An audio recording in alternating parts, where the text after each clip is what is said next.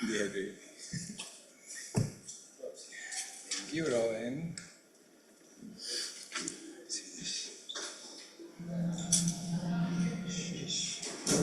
Can you imagine that? Did you even imagine that?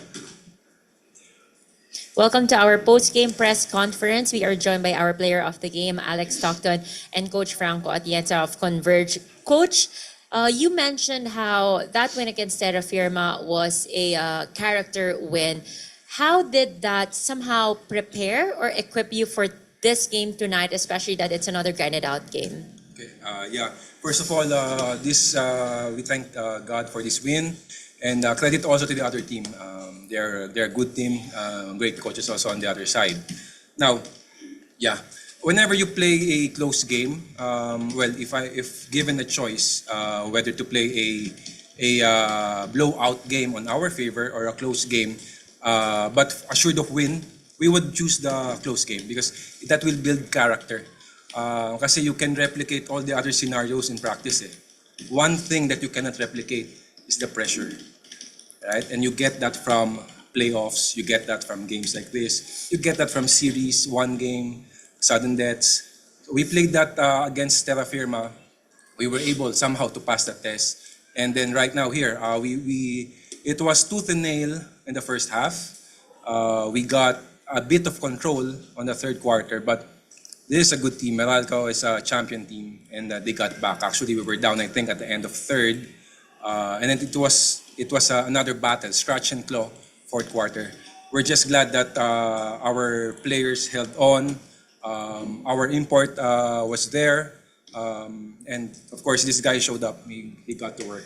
So he got very good numbers today. And we're just glad that we were able to force the win today. Thank you, Coach. Alec, Coach Franco just mentioned how you put up great numbers today. How are you able to put up such performance, especially when, for one, Chris Banquero is challenging you on both ends of the court?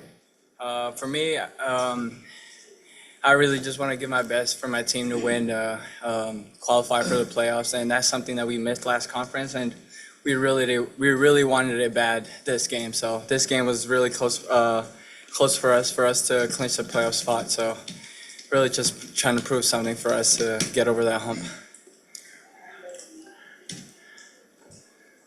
We now open the floor to the press for questions. Alec, congratulations. You and Chris got into it, but it seems you both acknowledged in the end. But how competitive was your battle tonight? I mean, it was very competitive. I mean, they kept fighting back. He kept taking their punches as well. And, we're competitors. Nobody wants to back down, and everybody wants to win. So, you just got to keep your best foot forward. You lost to Meralco in the first round, but you guys beat them in the Philippine Cup last season. What's with you guys, catching Meralco on an off night? I think some learnings that we took from the past conference was obviously we've taken a lot of L's, so we took that to consideration and we adjusted, and we're very motivated to prove ourselves this conference, and especially, like I said from earlier, that we really wanted this to make the playoffs, and we wanted to prove something this conference. Coach Franco, with this win, 5-4 kayo? 5-4, yeah. Hindi pa secured, but yung control nyo sa destiny nyo sa quarterfinals nasa inyo. Yeah. Napipil nyo na ba na siguro kahit pa paano? Well, siguro parang one finger out of the 10 fingers, one finger there. But I mean, medyo maaga pa marami pa pwede mangyari. So sa amin, we will savor this win, and then we will think of Meralco tomorrow. So papaghandaan namin 'yon. We want to prepare for the playoffs, but first we want to get there. So we want to make sure na makapunta muna kami sa playoffs, and that is to take care of Magnolia on Monday.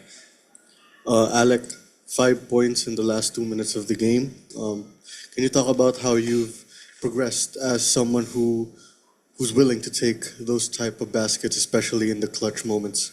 I just want to give credit to God, obviously, for giving me the strength to be able to do that, and to the coaching staff, to the management. They put their trust in me. They believed in me into taking that shot. So, and I put in the work. So I'm just glad it came out that game. Alec, it's not the first game where you took, the crucial baskets for Converge. I remember last conference, I believe it was against Northport when you forced overtime. Can you just talk about the confidence that's been growing on you since, since beginning to take those type of shots? I think the magic just comes from the work, from the daily repetitions that you do, and when it comes game time, you're just playing out. It's just like playing in a park. You're just having fun out there. That's pretty much it. Coach, can you just talk about your arsenal when it comes to late game, neck and neck matches like this? Of course, Alec did the baskets, but also Jalen Jones did some heavy lifting in that fourth quarter. Can you talk about your weapons, when it comes to tight games like this? It's a collective effort actually, but we are glad that the guys delivered. It's a testament to their hard work. You would see them before and after our practices. They work on their craft, and basically, if it's tight game like that, you would want to have players who can deliver on crunch time with pressure. Coach, speaking of Jalen Jones, siya yung import nyo ngayon. Ano bang setup? Will it be replacement na siya ni Scotty Thompson or Scotty Hobson? Thompson. Pareho pangalan eh. Halos. Sorry. Si Scotty Hobson ba pahinga lang or for the meantime si Jalen Jones or what? Ano bang setup? Right now, Scotty is in injured reserve list, so it's a day-to-day for us.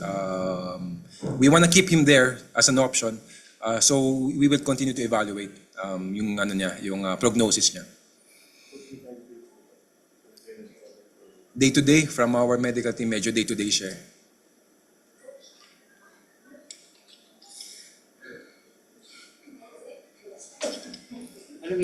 That's it.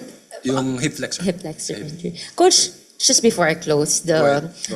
how would you assess the performance of Jalen Jones in his first game as a replacement for A+. Scotty? A+. I mean, he brought a different dynamics. Of course, Scotty's a different specialist. And then ito naman si Jalen brought in a different aspect of game. And we are happy if you ask him to ask me to grade him A+ siya today. And hopefully sustains. Usually, the PBA is a different league. Once na makakagulat, pero yung mga next game paghahanda na yun. That's how great the coaches are sa PBA. So, I mean, we would be better, he would be better pagka the competition is tougher. So yun, you want to make, sabi nga ni Alec, you would put your best foot forward. That's the greatest respect you could give to your competitor. With that, we close the post-game press conference. Congratulations, gentlemen. Thank you. Thank you for your time. Thank you so much, everybody. Good night. Have a good one. Just missed one free throw.